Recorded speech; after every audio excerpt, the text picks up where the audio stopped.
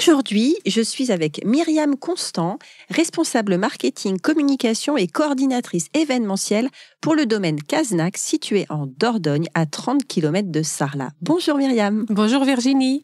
Alors Myriam, est-ce que tu peux nous raconter quelle est l'histoire de ce fabuleux domaine Caznac ?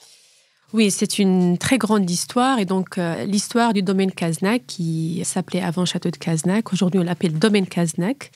C'est un château, je vais plutôt parler du côté un petit peu architecture. C'est un château qui est situé en Dordogne, dans le Périgord noir, dans le sud-ouest de la France, bien évidemment. Une des plus belles régions. Ah, mais exactement. Et comme ce que tu as précisé tout à l'heure, on est à 30 minutes de Sarlat. Donc, domaine Caznac, c'est un château qui a été construit à partir du XIVe siècle. Et sa particularité, c'est qu'il a été construit en plusieurs parties sous différents siècles. Donc, c'est ce qui fait un petit peu la particularité de ce château, qui reste un château familial. C'est vraiment une propriété familiale. La première partie, c'est ce qu'on appelle la tour carrée, qui a été construite au XIVe siècle. Ensuite, au XVIe siècle, les propriétaires de ce moment-là, ils avaient décidé de construire une autre tour. On appelle la tour ronde, que tu as dû voir lorsque tu étais venue, Virginie. Celle-ci, elle date du XVIe siècle. Et l'idée, c'était que la tour ronde, elle allait protéger en quelque sorte la tour carrée. En fait, et parce que la tour carrée, c'était l'habitation principale des propriétaires. Au fil du temps, le château a été rénové, a été réaménagé. Et en fait, au XVIIIe siècle, nous allons construire une jonction qui va lier la tour carrée du XIVe siècle et la tour ronde du XVIe siècle. C'est ce qui fait les beaux salons, la belle cuisine et le lounge que tu as pu voir aussi lorsque tu étais venu. Donc ça, c'est à peu près l'histoire concernant l'architecture du domaine. Et c'est un domaine qui a été toujours un domaine familial. Il a appartenu des grandes familles de noblesse du Périgord. Et donc, actuellement, c'est un domaine qui a été rénové il y a 4 ans à peu près.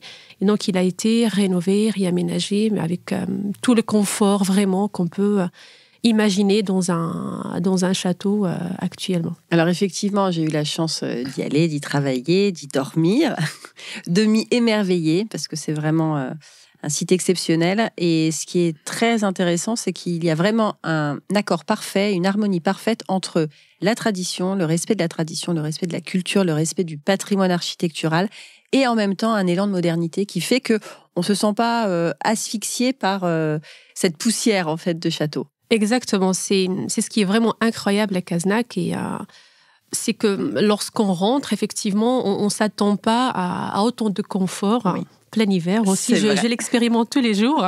Donc, on est extrêmement bien confortable. On peut même trouver un ascenseur, par exemple, qui dessert le premier étage. Donc, c'est assez exceptionnel. Et c'est juste extraordinaire parce que les propriétaires, ils ont su garder l'authenticité de la pierre, certains éléments architecturaux qui datent vraiment du XIVe siècle. Par exemple, dans la tour carrée, nous avons une cheminée qui est vraiment gravée dans le mur. Donc, c'est pas quelque chose qui est rajouté. Elle a été construite en même temps que la tour. Donc, ça a été bien conservé. Et ce qui est formidable, ce sont tous les matériaux de très grande qualité qui ont été utilisés, qui ont été choisis vraiment avec amour pour donner vraiment cette élégance et ce chic en gardant vraiment l'aspect authentique et architectural du lieu. Oui, c'est un très très joli lieu. Alors du coup, je sais que le lieu est très fortement sollicité pour les mariages, notamment. Le propriétaire a voulu en faire un lieu d'exception. Mais du coup, comment se démarquer des autres sites qui peuvent être aussi charmants et du coup très prisés par d'autres gourmets ou d'autres gens qui sont fascinés par le milieu de la Dordogne? Oui, tout à fait. Donc, Caznac, en fait, c'est un domaine où, lorsqu'on y est, en fait, on est complètement déconnecté du quotidien. Moi, je le suis tous les jours. J'y travaille vraiment tous les jours. Et là, tu fais un gros effort de venir à Paris. Mais vraiment, on est vraiment dans un monde à part. Ce qui fait que l'amour, en fait, des propriétaires pour l'histoire, pour le patrimoine, l'architecture, vraiment l'art et la culture et le bien-être, a fait que, en fait, cette passion qu'ils ont, ils ont pu la transmettre et la mettre à l'intérieur de ce château. Ce qui fait que nous disposons vraiment, pour chaque discipline artistique, d'un matériel de très grande qualité. Par exemple, pour pour tout ce qui est côté peinture, des ateliers de peinture, etc., nous avons un très grand atelier. Il a été construit de façon moderne, mais avec une architecture qui s'intègre complètement dans l'architecture ancienne. Et en fait, nous avons des grandes baies vitrées qui donnent complètement sur le parc. Et ça, c'est un lieu magique parce qu'on a de la lumière de partout.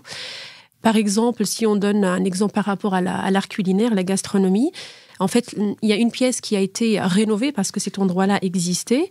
Et donc, ils ont construit on appelle ça l'académie, en fait. Et c'est un lieu qui donne directement sur le potager, qui est en totale connexion avec l'académie, en fait. Et lorsqu'on est dedans, il y a cette hauteur sous les plafonds. Et on se sent très, très bien. Et donc, on a le potager qui fait à peu près 2500 mètres carrés, qui est en connexion avec l'académie, on trouve tout le matériel nécessaire pour des stages culinaires, des séminaires culinaires. Et en plus de ça, vraiment, c'est ce que nous ressentons lorsqu'on est dans le château et nous faisons beaucoup de visites et je veux dire dans le cadre privé pour des événements privés. Et nous avons toujours le ressenti de nos clients qui disent vous savez, nous avons visité beaucoup, beaucoup de châteaux, mais lorsqu'on arrive chez vous, c'est extraordinaire parce qu'on se sent bien, c'est le confort. Et effectivement, comme ce que tu disais tout à l'heure, il n'y a pas le vieux côté poussiéreux, voilà. Tout a été vraiment pensé de manière à ce que lorsqu'on est à Cazenac, on est ailleurs. En fait, il y a une vraie âme. Mais vraiment. Qui a été, je pense, réhabilitée aussi par le propriétaire. Et il y a beaucoup d'émotions qui se dégagent de cet endroit-là. Alors, je ne te dis même pas l'émotion que j'ai ou que j'ai eue la première fois que j'ai découvert cette académie de cuisine, qui est en fait un énorme plan de travail avec beaucoup de matériel, qui stimule la créativité et l'exigence culinaire.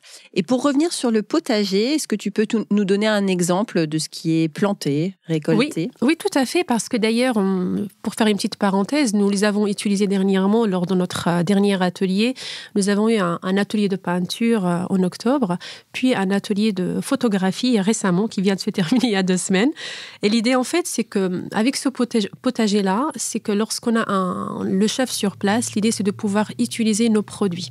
Alors, par exemple, on va respecter les cycles de saison, bien évidemment. Notre potager, je ne vais pas dire qu'il est en permaculture, mais il est vraiment en semi-permaculture. Et l'idée, c'est qu'on ne met pas du tout de produits chimiques ni quoi que ce soit. Une agriculture très raisonnée.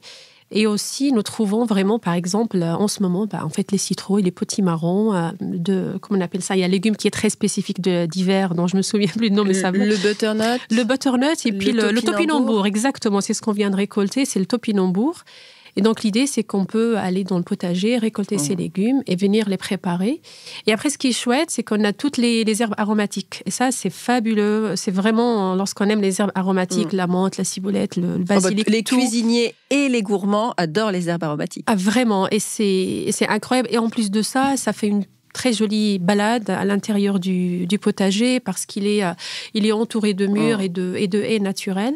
Et on a aussi une serre qui a été mise. Et l'idée, c'est de pouvoir faire germer les graines pour faire nos propres semis. Donc, tout vraiment tourne autour de cette symbiose entre la nature, la gastronomie et le terroir. Oui, du coup, l'expérience ne peut pas être plus complète et plus immersive. Exactement. Alors justement, vous produisez également votre huile de noix.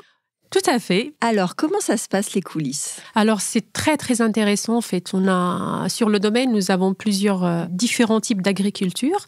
En ce qui concerne la noix, par exemple, je ne vais pas dire bio parce qu'elle n'est absolument pas traitée, mais nous n'avons pas le label. Mais comme tous les produits que nous avons sur place, à chaque fois, c'est pas grave. En fait, la noix, c'est très intéressant parce qu'en général, on la récolte fin septembre, début octobre. Cette année, c'était un peu plus tard parce qu'il a fait plus chaud, tardivement. Une fois que la noix est récoltée manuellement, en fait, vous savez, vraiment à l'ancienne, on va tourner avec le tracteur, on récolte avec les mains, etc.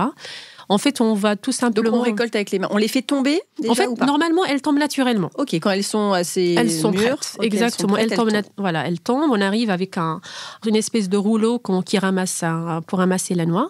Et une fois qu'on a vraiment pris toute la récolte, en tout cas celles qui sont déjà tombées en fait et qui sont prêtes, nous allons les amener dans l'atelier avec les équipes. Ça nous fait une très belle activité. Et en fait, on va tout simplement tout dénoyauter et créer en fait ce qu'on appelle des cerneaux de noix, que nous allons ensuite mettre sous vide et que nous allons ensuite amener au moulin. D'accord, donc elles sont sous vide, elles ne sont pas directement broyées dans la foulée? Non, pas du tout. En fait, on va d'abord, parce qu'il faut un temps de séchage, bien évidemment. Et une fois qu'elles sont prêtes, on va les mettre sous vide pour ensuite, en fait, vraiment, genre quelques semaines plus tard, pour qu'on puisse les amener dans un moulin régional, en fait, juste à côté, dans un petit village où vraiment ils vont mouler, ils vont vraiment broyer la noix traditionnellement avec un moulin vraiment traditionnel. Et suite à ça, on va récolter cette très bonne huile de noix que tu as pu déguster. Ouais, qui est très, et tu l'as même utilisée pendant les ateliers. Évidemment. L'idée, c'est qu'il y a encore une interpénétration entre les produits qui sont bruts, les produits qui viennent de chez vous, et après, mon savoir-faire, ma créativité, et je trouve que c'est ça qui a énormément de cohérence et de sens. Mais tout à fait. Et les produits sont très qualitatifs. Pourquoi ? Parce que vous êtes tellement passionné aussi par le terroir, par la nature, avec un fort respect pour tout ce qu'elle nous déploie pour nous, les gourmands, que c'est extraordinaire. Moi, en tant que chef, c'est une aire de jeu extraordinaire. Mais exactement. Casnac. Oui, tout à fait. Et je l'avais vu dans tes yeux quand tu cuisinais. Oui. C'était, on dirait un enfant qui était excité de partout. Donc, genre, il avait plein de jouets. Et donc, c'était vraiment formidable. Ouais, et c'est vraiment un grand plaisir de pouvoir partager ces récoltes-là et de créer cette symbiose entre... En fait, ce sont des passions. On est tous passionnés à Casnac, en fait. Et les passions s'entrelacent, et c'est vrai que c'est ça qui est le plus beau. Ouais. Alors, sinon, il y a un autre acteur très important sur le domaine Casnac qui s'appelle Pépito. Qui est Pépito ? Oui, alors Pépito. Donc Pépito, il est très important pendant une certaine période sur le domaine. Donc Pépito, c'est le nom de notre chien. Quand je dis notre chien, c'est le chien du domaine, bien évidemment. C'est un chien truffier parce que en dehors du potager, en dehors de la noix que nous avons aussi des chiens truffiers. Nous avons à peu près 500 arbres truffiers. En fait, c'est aussi un outil formidable parce que c'est un produit qui est extrêmement rare de par la nature. Et donc, heureusement que nous avons Pépito pour pouvoir trouver ce produit. En fait, c'est la truffe du Périgord, la truffe noire. Et donc, Pépito, c'est notre chien qui nous aide à caver la truffe pendant l'hiver, qui commence à peu près, la saison de la truffe commence à peu près vers mi-décembre jusqu'à fin février, voire parfois début mars, mais tout dépend de la saison, tout dépend vraiment de la nature. Donc là, on est vraiment tributaire de la nature et de ce qui se passe autour. Et qu'est-ce qu'il fait exactement ? Alors, caver, ça veut dire quoi, caver ? Alors, caver, ça veut dire tout simplement chercher la truffe, en fait. Pépito, c'est un chien qui a été dressé. Donc, c'est une race italienne qu'on appelle Lagotto Romagnolo, si on peut le dire de cette manière aussi. Et donc, lui, il a vraiment on va dire, le flair pour trouver la truffe. Comment il fait ? Donc, il est dressé au préalable. Et c'est un chien qui est vraiment très fidèle. Déjà, naturellement, il a envie de faire plaisir. Donc, en fait, à Casnac, tout le monde a envie de se faire plaisir. C'est un peu le résumé, hein ? C'est vraiment ça.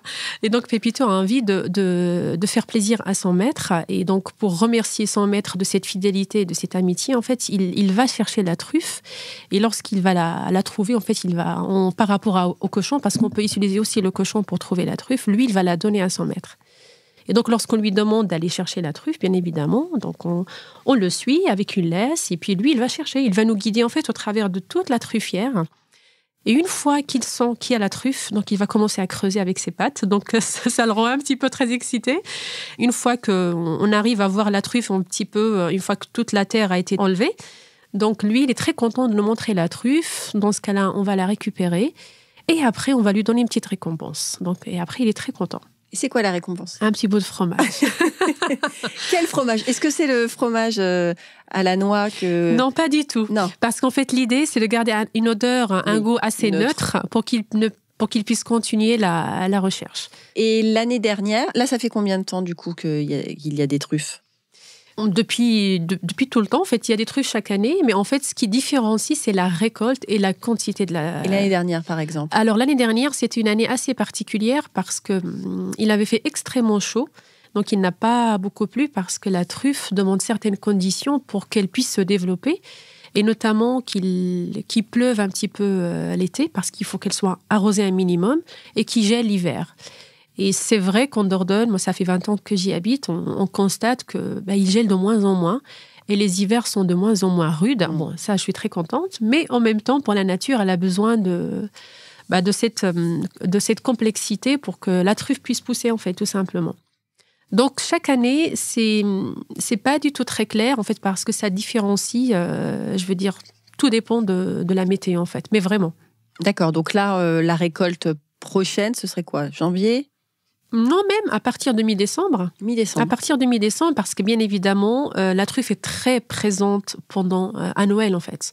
Donc normalement, à partir de mi-décembre, nous allons avoir, par exemple, nous allons faire de la recherche régulièrement. Donc il faut y aller tous les jours quand même parce qu'en fait, les truffes, elles peuvent pousser du jour au lendemain. Donc il faut y aller régulièrement pour pas les laisser trop sous terre, pour pas qu'elles pourrissent, parce qu'il peut arriver qu'elles pourrissent, en fait. On appelle ça vraiment une truffe pourrie. C'est le terme qu'on peut dire par rapport à ça.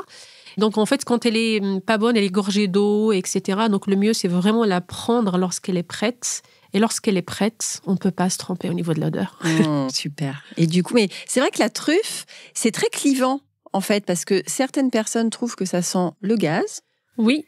Et certaines personnes n'aiment pas les lamelles de truffe, comme ça, fraîchement mandolinées sur des tagliatelles, par exemple, à la crème, alors que c'est juste divin. Mais complètement. Mais c'est vrai que c'est assez particulier comme odeur, parce que c'est vrai que c'est une odeur de gaz, on est bien d'accord.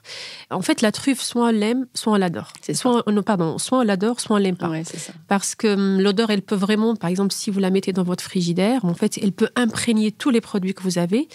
Et la magie aussi, c'est que si vous la mettez dans une boîte hermétique avec des œufs, vous pouvez faire une omelette aux truffes sans même casser la truffe. Donc Et du coup, autant vous utilisez les noix, autant vous n'avez jamais pensé à faire des produits à base de la truffe. Vous l'utilisez toujours brute pour les ateliers, notamment avec un chef.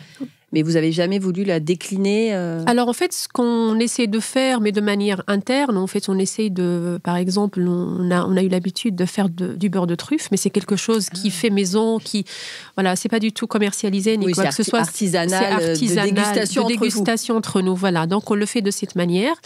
Elle a été souvent cuisinée sous différentes manières, à la cheminée, mais c'est vrai que le plus souvent, c'est plutôt dans des omelettes, parce que c'est là avec les crèmes. Vous auriez pu faire de l'huile de truffe. Après, je connais pas le processus.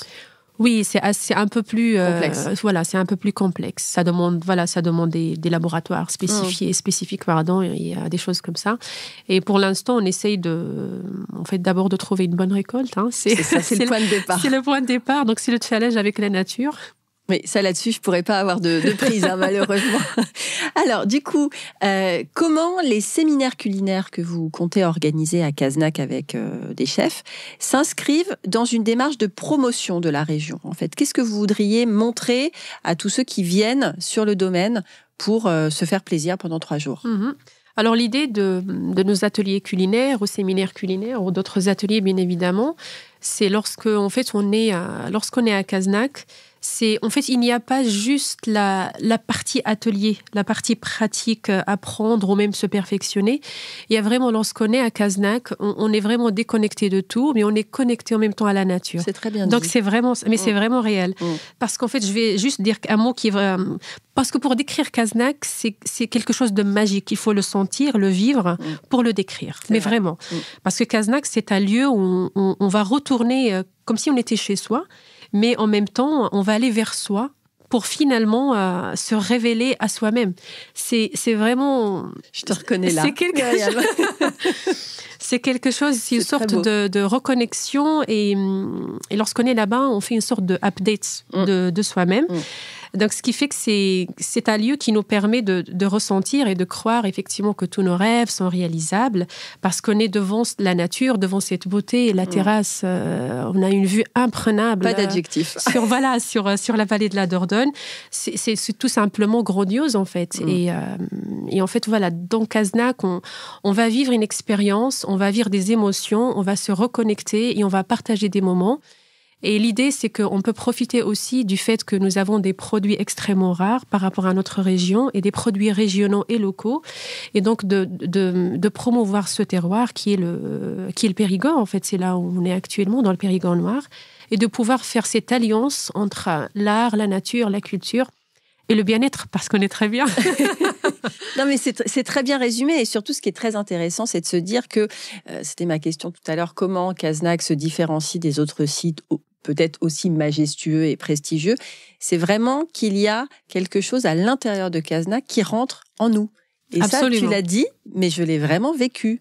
Et du coup, cette complétude qu'on peut ressentir là-bas, je sais que on a envie, toi, moi et le propriétaire, de créer quelque chose d'assez magique autour de la gastronomie qui ira beaucoup plus loin que simplement cuisiner. Absolument. En fait, ou que simplement récolter du topinambour et de l'estragon et de la truffe. C'est que derrière, ça va être vraiment une association. Déjà, on a parlé du marché aussi, qu'il y a un marché avec des produits qui ne sont pas... Oui, parce que sur Caznac, il n'y a pas tout.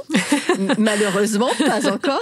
Et c'est l'idée, en fait, d'aller aussi sur une balade gastronomique, de flâner, d'aller à la rencontre aussi de tous ces producteurs qui sont, comme nous, très passionnés et qui ont envie de transmettre. Et donc, c'est ça aussi, les séminaires culinaires, c'est de montrer que c'est un collectif. Oui, exactement.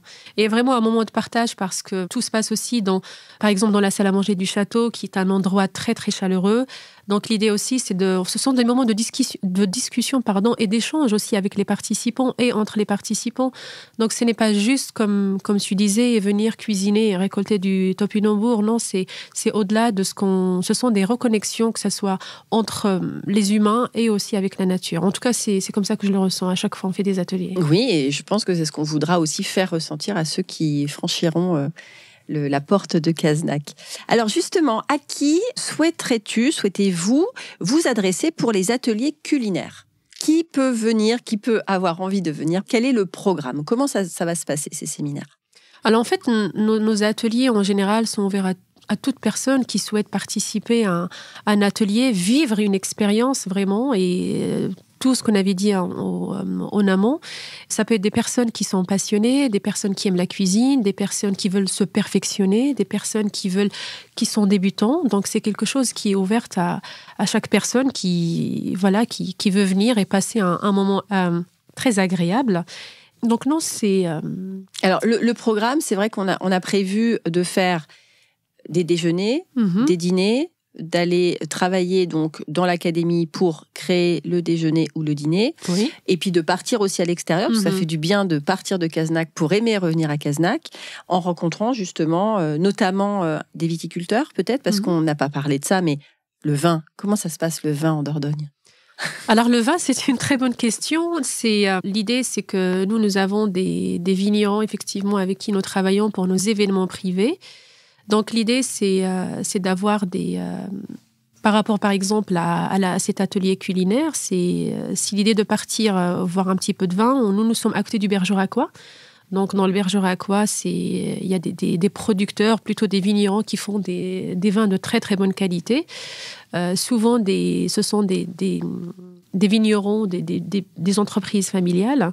Souvent, ce sont des gens qui veulent aller vraiment vers tout ce qui est production le plus naturel possible. Donc, et aussi, lorsqu'on est à Caznac, en fait, nous allons goûter tous les produits locaux. Donc, nous avons le vin, nous avons la truffe, nous avons le foie gras, nous avons le canard, nous sommes dans le Périgord, nous avons la noix. Tous ces mots-clés, tous ces mots magiques. C'est magique. Hein. Nous avons le temps.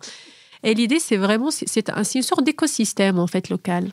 Ah, très bien, ça c'est très bien dit. Et en fait, faire vivre toutes les passions qui se rejoignent. Absolument. Qui sont à part, mais qui se rejoignent. Et c'est vrai que du coup, le domaine Caznac sera le socle de toutes ces rencontres. Donc c'est vrai qu'en soi, c'est très beau. Oui, complètement. Et du coup, Myriam, toi, quel est ton rôle exactement sur le domaine ? Alors en fait, c'est un domaine qui, comme nous avons différentes activités, ce qui est extrêmement intéressant. Donc, on s'ennuie jamais. Donc, ça, c'est plutôt un bon point. Par exemple, si c'est pendant les ateliers, en fait, ça va être toute l'organisation qui est mise en avant Par exemple, le développement, la mise en place du projet, la coordination entre les artistes, que ce soit pour le côté culinaire ou le côté artistique, peinture, etc. Mais c'est surtout les propriétaires qui, eux, en fait, aussi, ils mettent en avant toute la partie recherche d'artistes, etc. Donc ça, c'est vraiment leur cœur, en fait, par rapport au domaine. Moi, je vais plutôt intervenir dans la partie organisation en amont, en organisation pendant l'atelier et une fois que l'atelier est terminé. Ok, très bien. Orchestrer un atelier culinaire, c'est organiser un moment de pédagogie durant lequel la gastronomie est accessible aux marmitons enthousiastes. Transmettre, c'est insuffler une énergie créative aux néophytes qui cuisinent dans la retenue ou l'hésitation, mais aussi aux gastronomes avisés. C'est établir une liaison sincère entre deux individus. L'un a un savoir, l'autre une curiosité. Ce que j'adore dans la transmission, c'est l'échange, l'adaptation et le dialogue. Le Périgord déborde de richesses gustatives et ensemble, à plusieurs mains, nous transformerons le terroir fertile en recettes savoureuses et créatives, remplies d'émotions. L'atelier culinaire du domaine vous proposera d'enrichir vos connaissances et votre savoir-faire aux côtés de chefs expérimentés dans le cadre d'une académie de cuisine entièrement dédiée à travailler les produits locaux issus de la truffière et du potager du domaine. Ce sera donc une expérience passionnante qui interrogera sur l'étroite connexion qui lie la nature et nos savoir-faire en matière de gastronomie. Je suis très honorée d'être associée au domaine pour un projet passionnant à venir. Est-ce que cela attise votre curiosité ? Rendez-vous prochainement pour les inscriptions à ce fabuleux programme en 2024. Merci Myriam d'avoir quitté la verdure du domaine pour me rejoindre au studio Module à Paris. D'autant que je crois que tu as quitté une très belle vue. Donne-nous envie avec cette vue. C'est vrai, c'est tout à fait exact. Donc, j'ai juste un petit mot. J'espère que ça ne va pas être très long. Donc, on a le temps. Ce que je voulais vraiment faire passer comme émotion, c'est quelque chose que je ressens, que beaucoup de gens ressentent lorsqu'ils sont à Cazenac. Et notamment lorsqu'on est sur la terrasse du château, on est devant cette vue majestueuse sur la vallée de la Dordogne, une vallée qui est complètement protégée et même classée à l'UNESCO depuis 2012. Donc, c'est tout simplement, on est en face de la vie. Vraiment, on est en face de la vie. On est inspiré, on est ressourcé, on est plongé dans un rêve d'enfant, dans un monde où tout est possible, où tout est presque palpable, car cela fait valser notre cœur, rien que de voir les changements de couleurs sur les feuilles et les arbres tout au long des saisons. Les odeurs de la terre fertile après une belle pluie, les levées du soleil, la brume matinale comme un nuage suspendu à mi-chemin entre ciel et terre, parfois on a presque envie de la toucher. Si on monte sur le toit de la tour du 16e, nous pourrons accéder à la béatitude de la nature. Nous pourrons en faire partie. Ça, c'est Cazenac pour moi. Eh bien, dites-moi. Alors, du coup, vous êtes gastronome, curieux, fan de la nature, envie de vous déconnecter. Est-ce que vous avez envie de vivre cette expérience immersive avec nous ? À très bientôt.